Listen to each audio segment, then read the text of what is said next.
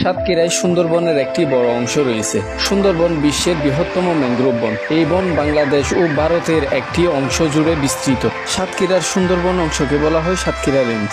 সাতক্ষীরা জেলার দক্ষিণে শ্যামনগর ও আশাশুনি উপজেলায় সুন্দরবনের বিস্তৃতি রয়েছে। এটি একটি ম্যানগ্রোভ বন, যেখানে জোয়ার ভাটার পানি প্রবাহিত হয় এবং নোনা জলের সাথে মিষ্টি জল মিশে বিশেষ প্রজাতির গাছ জন্মায়। সুন্দরী গাছ, গেওয়া গাছ, গরান গাছ, গুলপাতা প্রভৃতি এই বনের গুরুত্বপূর্ণ বৃক্ষ।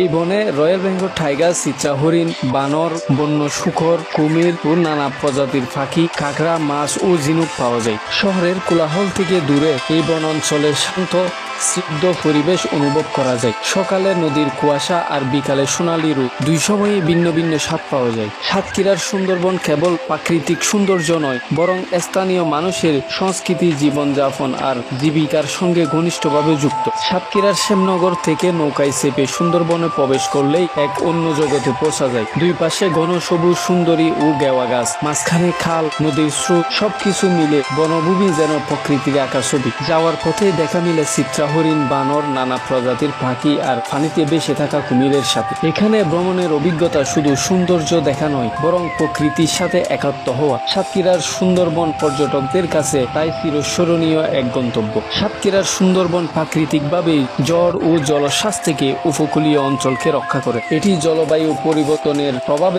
সৃষ্ট ঘূর্ণিঝড়ের আঘাতকে দুর্বল করে। বনের গাছপালা কার্বন শোষণ করে বায়ুমণ্ডলের ভারসাম্য রক্ষা করে। নদী, খাল ও খাড়ি দিয়ে ভরা এই বন ভ্রমণকারীদের কাছে প্রাকৃতিক সৌন্দর্যের ভান্ডার। স্থানীয় মানুষের জীবিকা, যেমন মৌচাক থেকে মধু সংগ্রহ করা, মাছ ধরা, গুলপাতা কাটা ইত্যাদির সাথে এই বনের সাথে ঘনিষ্ঠভাবে সম্পর্কিত।